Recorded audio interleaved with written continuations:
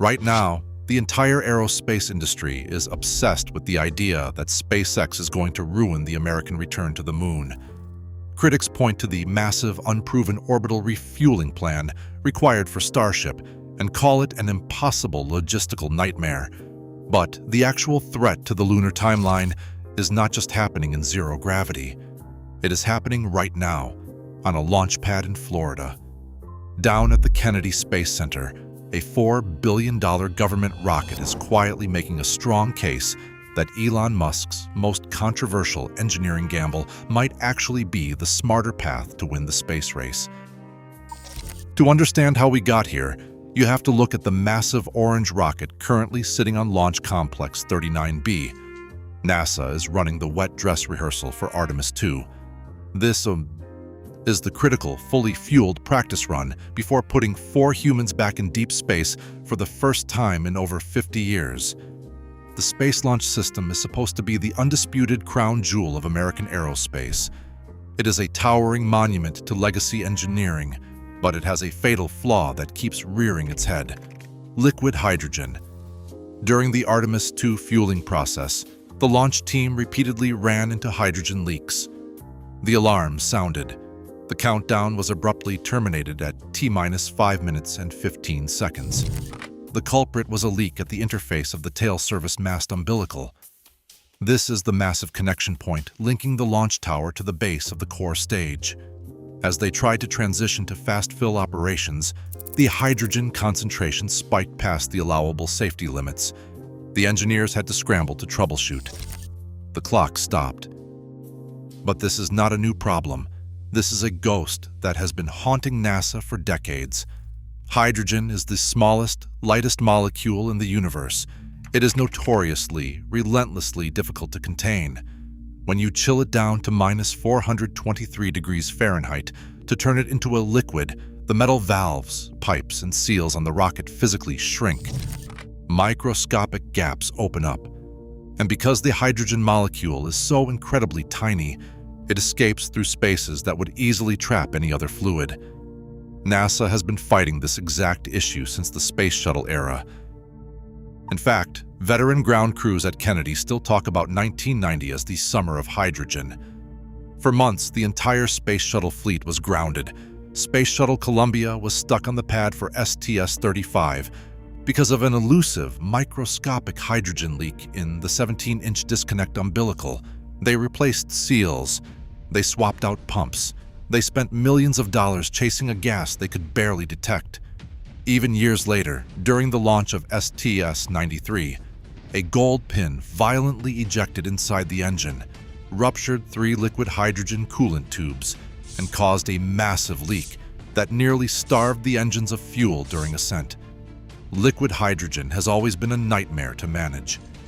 Yet, the legacy aerospace industry continues to rely on it.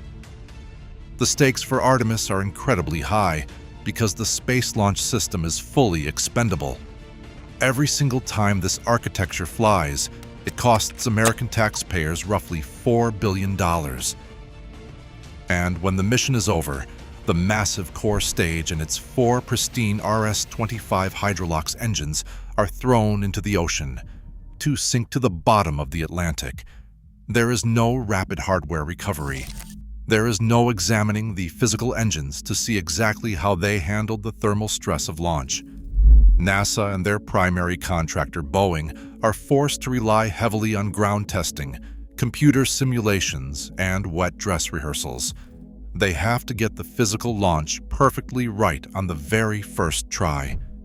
There is zero margin for error, and that demand for absolute, uncompromising perfection is paralyzing the program. This is the great irony of the Artemis program. NASA oversight panels and aerospace analysts constantly highlight Starship's orbital refueling as one of the most critical risks to the entire lunar timeline. To get a lunar Starship to the moon, SpaceX cannot just launch it directly from Earth. They have to launch the human landing system into low Earth orbit. Then they have to launch a dedicated orbital propellant depot. Following that, they have to launch a massive fleet of tanker flights. Estimates range from 10 to 15 separate launches just to refill the depot. Once the depot is full, it docks with the lunar Starship. They have to use mil-IG acceleration, firing tiny thrusters to create just enough artificial gravity to settle the propellants at the bottom of the tanks. Then they have to transfer hundreds of tons of super-chilled cryogenic liquid in a total vacuum, all while traveling 17,500 miles per hour in orbit. It sounds like science fiction. It carries massive, unprecedented schedule risk. To the critics, it looks completely reckless. But here is the twist that the critics are missing. SpaceX is not using liquid hydrogen. They are using liquid methane. When Elon Musk and his engineering team were designing the Raptor engine, they actively chose to walk away from the extreme efficiency of liquid hydrogen. In rocket physics, efficiency is measured by specific impulse. Hydrolox engines like the RS-25 offer the highest specific impulse of any conventional chemical rocket. They get the absolute maximum miles per gallon, but the trade-off is brutal.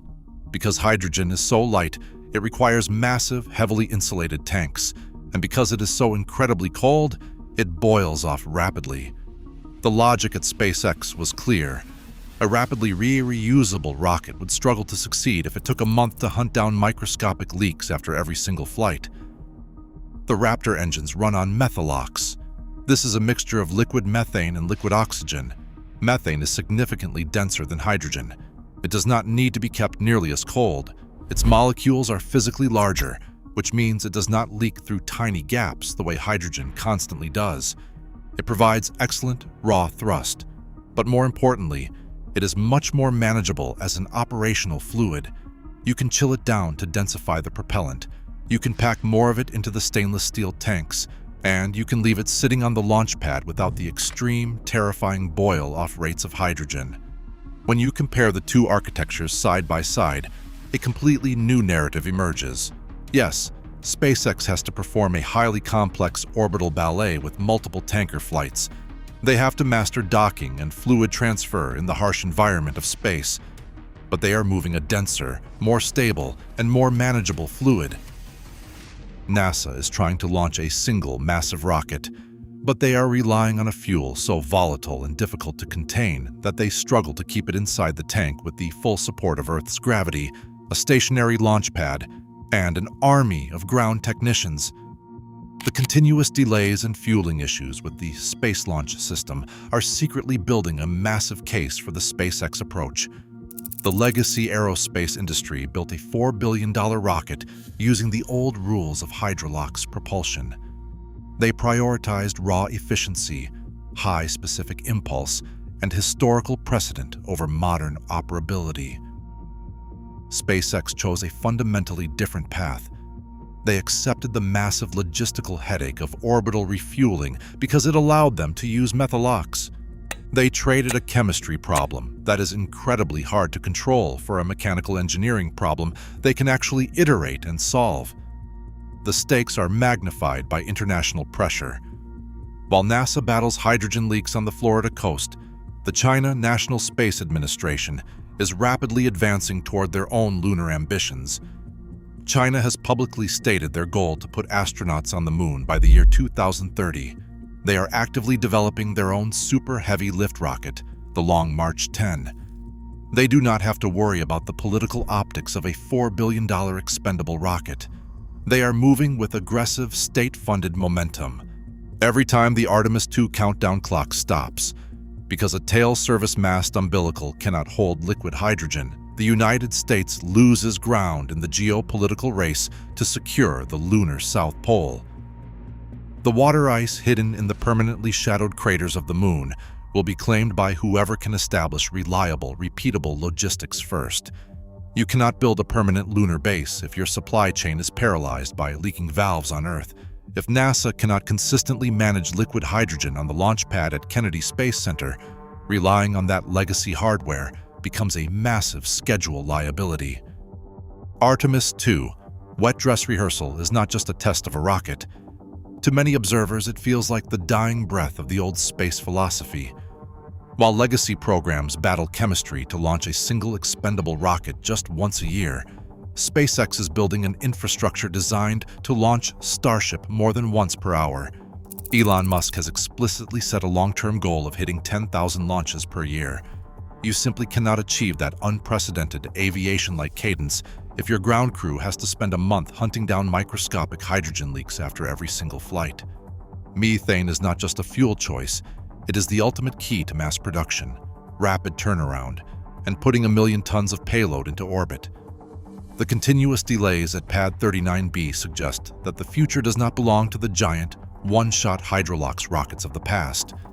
It belongs to the rapidly reusable, Methalox-fueled, orbital refueled architecture that critics once dismissed as impossible.